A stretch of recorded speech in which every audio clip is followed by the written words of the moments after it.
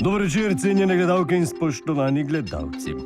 Potem, ko je Ustavno sodišče prejšnji mesec presodilo, da je referendumska zakonodaja v neskladju z Ustavo, je danes šokiralo z novo razsodbo. V neskladju z Ustavo je tudi volilna zakonodaja.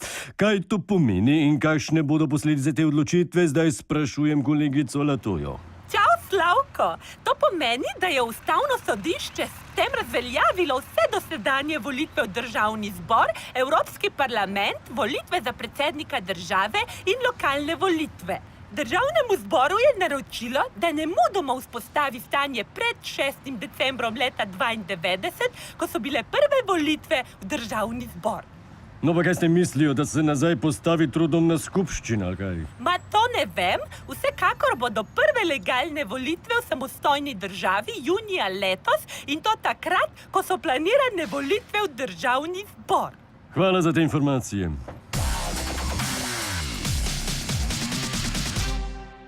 Razsodba Ustavnega sodišča je danes pričakovano glavna politična tema. Poglejmo, kako sta razsodbo pokomentirala predsednika Pahor in Cerar.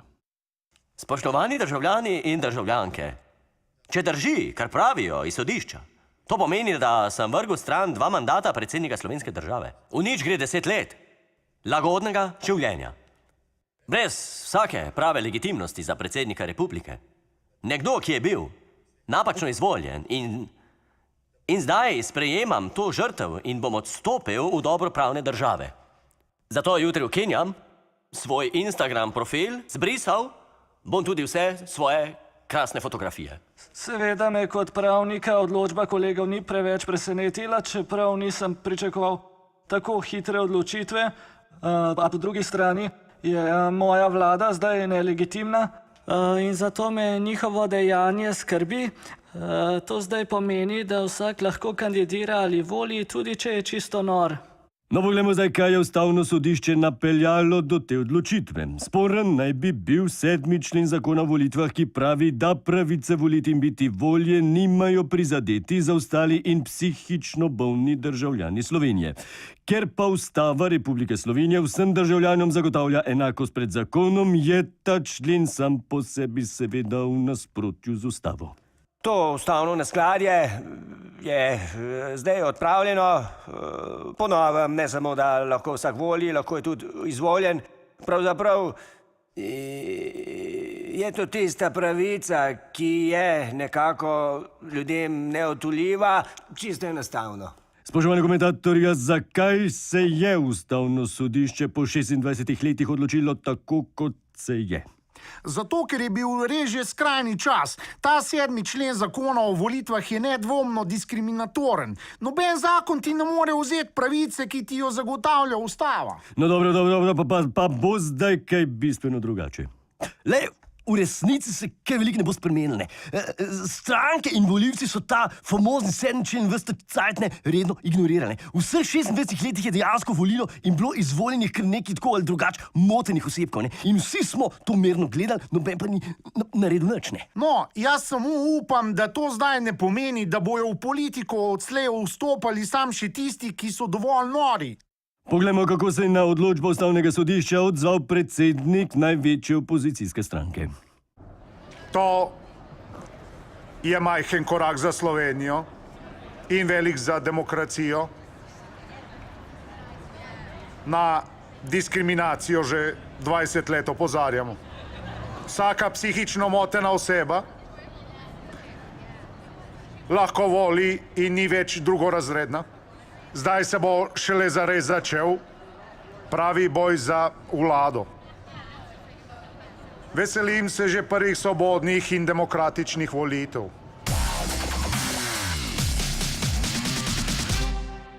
No pa vendarle poglejte, gospoda, če smo vse od leta 1992 volili nelegalno, ali to pomeni, da so bile tudi vse dosedanje vlade nelegitimne?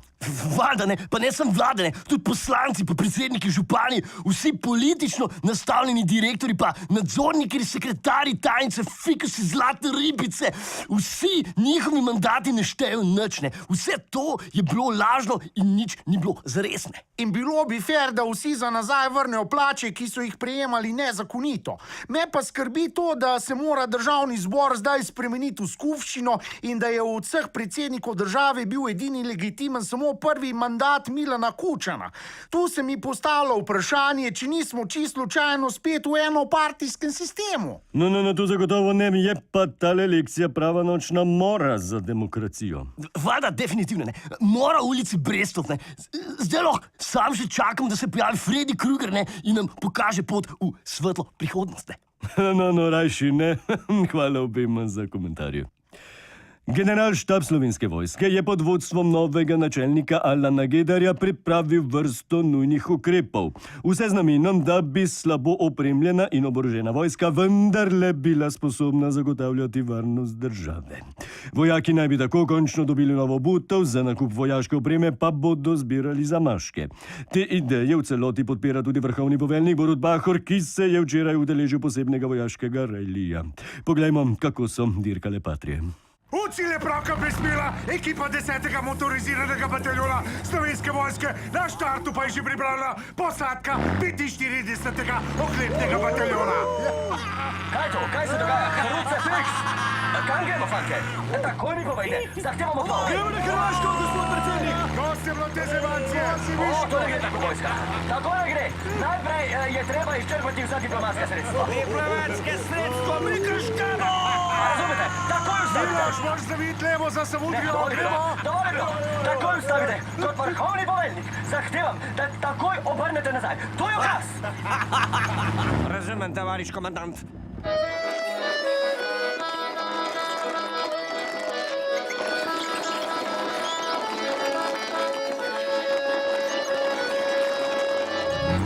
Najboljši čas, velika zmaga 45. oklepnega bataljona z vrhovnim poveljnikom na čelu. To je bilo vse zrelija za veliko nagrado Patrije, Milan Arišič, Zgornja Kungota. Iščem posadko, ki je bila prej z mano. Bili so v podobnih bojnih barvah kot vi. So bili vaši?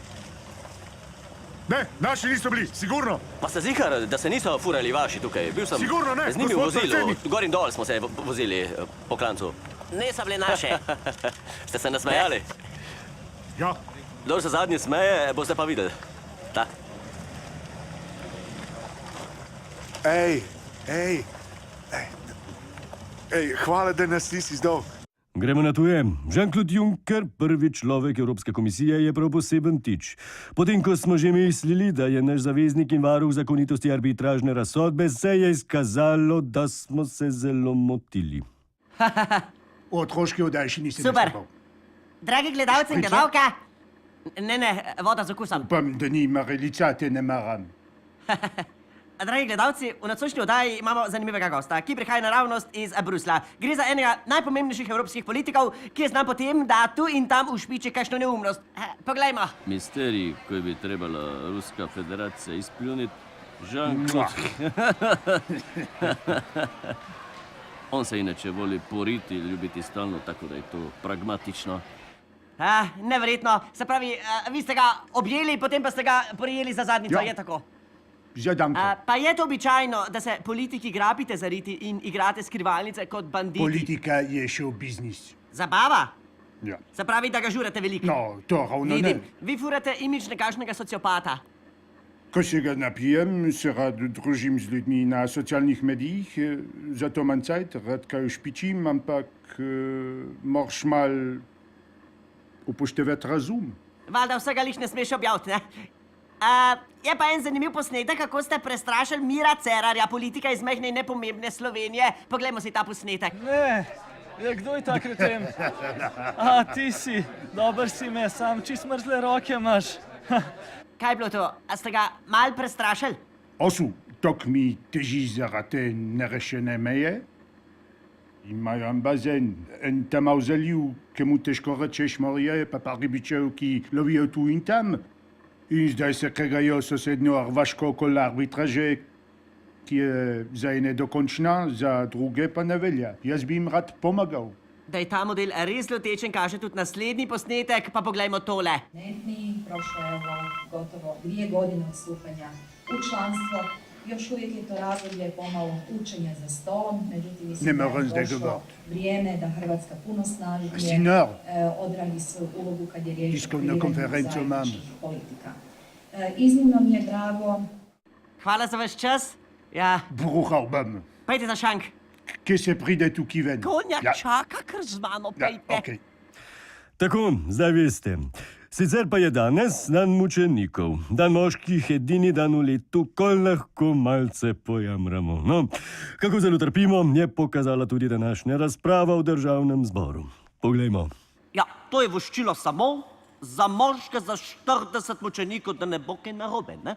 Kar to nekaj pomeni, kar za mačo pa to. Ne pa tema nekeni, ki gledamo ves ta čas na strani vlade. Še ena zadeva bode v oči. Pri vas levičarjih je vedno prisotna neka otožnost, kaj na baba. Pa vam noben ni rekel, ta prav dec, ta prav moški udar z roko po mizi in si dobi besedo. Doktor Gorenak, a to pomeni, da pravi moški ne more biti nekdo, ki kuha, pomiva, puca, pegla? Absolutno ne. Gre za seveda koncept v razvoju moškega, ki je emancipiran in je za vsa ta nova dela, ki jih zdaj opravlja, dostopen tudi na prostem trgu in je primerjalno z ženskami plačen 20% bolje. Ko sem jaz kolegice tudi iz levih strank spraševala, med drugim tudi to, pač kak je po njihovo pravi moški, so mi vse dajale isti odgovor. Najprej to, da ni nujno, da je z lasmi in da je važna ljubezen do domovine. Naj dobi Cerar 1800 cifr v žep, ker tok telefonskih številk bejb sem jaz bral od zadnjih volitev. To so vse mlade punce, ne neke tete iz penzije. Tu je moja mala črna knjižica, jih lahko vse preverite in kar je zanimivo je to, da so te punce začele kariero na levici pri vas, zdaj pa so dejansko pristale pri meni. Nimam problema z neko femi označitvijo. Imam pa problem z dvojno moralo tega. Vsak moški ima tudi pravico do ženskosti na vse zadnje. Ker vaša politika, vi tukaj, skozi govorite eno, delate pa pol nekaj čisto drugega. Ne pa da rinete vsi v cerku dopoldan.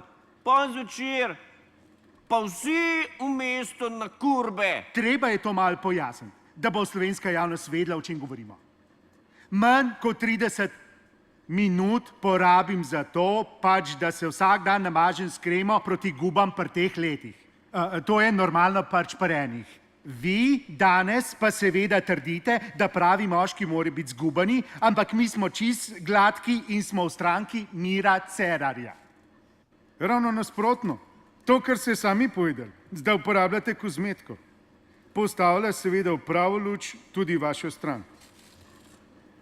Jaz predlagam, spoštovani predsedujoči, da se določenim poslancem levice opravi pregled mednožja.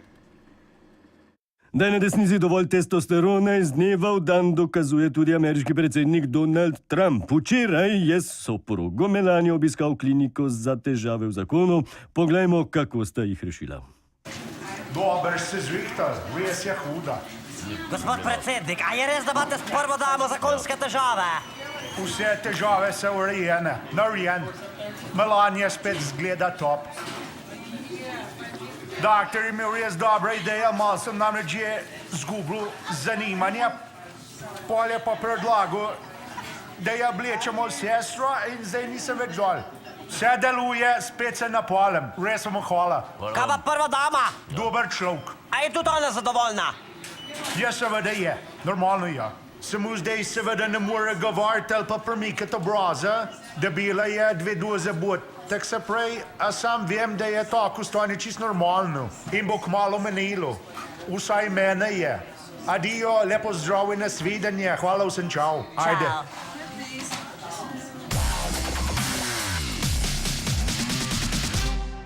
Pozdravljen, Zmago. Da rečer slovc.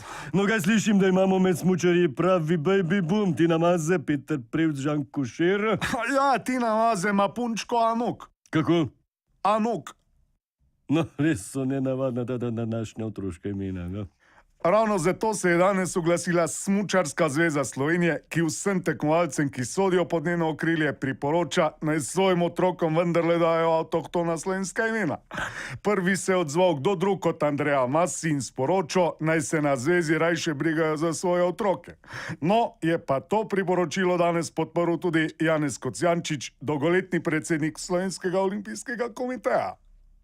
Ja, ta imena seveda terjajo širšo analizo. Trenutno v Sloveniji starši imajo otroke po nekih čudnih zadevah. Eni so res kar neki, drugič po hinduizmu, tretjič na numerološkem pristopu, kar je narobe, ne? Slovenija je narod, ki navija in potrebuje domača imena, ki se jih da dret.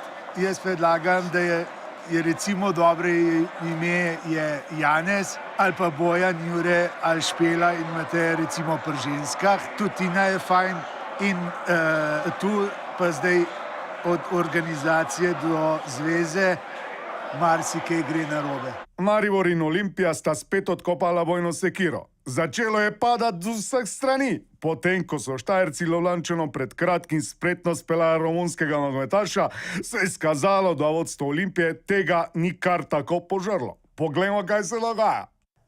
Tisti večer, ko je prišel Kreto iz Ljubljane, nam je izginila vreča žog in zdaj mi imamo težave, ker je zelo, zelo malo žog. So pustili, žal, je v Mariboru žog malo. Vsaka nam veliko pomeni, ne bom dovolil, da tatovi kar hodijo po klubih okoli. Bil sem tudi na treningu ekipe. Kafka je mogel driblati z bidonom, kar je vse preko lahko. Ja, prepričani smo, da je to delo konkurence, samo oni bi prišli na tako noro idejo. Poglejte, to ni res, nič od tega ni res.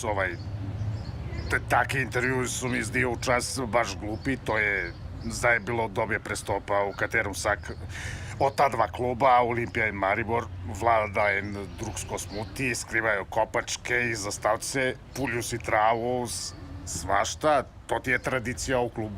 Ba je, da se ni končalo pri žogah. Govori se, da vam poskušajo okrasti tudi druge stvari. Vaša čistilka je namreč iz Ljubljane dobila zelo zanimivo ponudbo.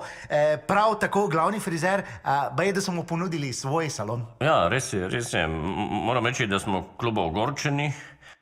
Takih nizkih udarcev res nismo pričakovali, ampak smo jih zaščitili, seveda, takoj. To so, ja, naši najboljši kadri. Itak, Maribor ima najboljšo pravno službo v Evropi, se pravi odhodki, prihodki, tako da vse se da zrihtati, če imaš denar. To bi šport, če temu sploh lahko tako rečemo. Zdaj pa v studiu pozdravljam Lorelo, ki nam je pripravila nekaj estradnih novic. Čau! Nocoj si bomo premierno ogledali stand-up nastop Zorana Jankovića in Dragana Živadinova v vlogi varnostnika. No, sliši se zanimivo, komaj čakam. Če se v tej državi lahko vsakdo ukvarja s stand-upom in monokomedijo, zakaj ne bi tega počel tudi Zoran Janković? Ljubljanski župan je publiko presenetil predvsem šalami na svoj račun. Poglejmo. Tole ga žijo. Žijo. Dober večer se skupaj, pozdravi vse, ki ste prišli boje stop, sploh vsi, ki ste prišli z avti, redari že zudi kasirajo. A vi veste, kakšna je razlika med provizijo procenti? Mislim, jaz tudi ne, zato za vsak se včakar boje poberem. Ampak veste, jaz sem tak, da moram pomagati, karkoli naredim, zaslužim, kdo drug kaj naredi, jaz zaslužim, še kaj žena rodila se do bojurčka, ampak to ni samo umevno, ne. Edi pravi, da dan ležiš na cesti, ne, zadnjiš go po čopovi, pa da tle 2 evra, ne. Kaj da zdaj dam ta 2 evra, ne, da bi si poročil, da bo lase žepne. Pravijo, da jemlje 10%. Če je kar še tleto plaču, ne se jav. Si ne upajo. Kaj si da upajo? Ja, kako ješ, da si da upajo? 20% plačati. Pabete si ti šaleha, ne? Računaš, koliko vodiš. Slabo. Še dobro sem jaz prišel ljudi malo da smejat, ne? Zdaj pa nekaj, kar ni tako smešno. Slovenski umetniki postajajo vse večji reveži. Da preživijo, počnejo marsikaj. Režiserji vozijo taksi, slikari pomagajo zidarjem, pesniki so postali natakari. Dragan Živadinov, oče postgravitacijske gledališke abstrakcije, pa trenutno dela kot varnostnik. A lahko? Gospod Živadino, lahko samo eno vprašanje? Prosim. A je to performance ali res delate? Da. Se umaknete, blokirate dostavo in motite. Der zasedate parking. Še enkrat vas pozivam, da se umaknete, ker tukaj bodo vozili. Še enkrat ponavljam, umaknite se. Prosim, a lahko? No, ajde, sprostite dovoz, a lahko. Rešilc fura. Pejte no, prosim, stran. Jaz pač delam tle. Gospod Živadino, koliko dobite za to? 2,90 € za to starijo. Je definitivno premalo. To bi bilo vse, kar se tiče estradnih novičk. Hvala lepa, Lorela. Cenjene gledalke in gledalci, gledali ste Izmišljene novice. Vidimo se naslednjo soboto ob 21:15. Lahko noč in miren spanec.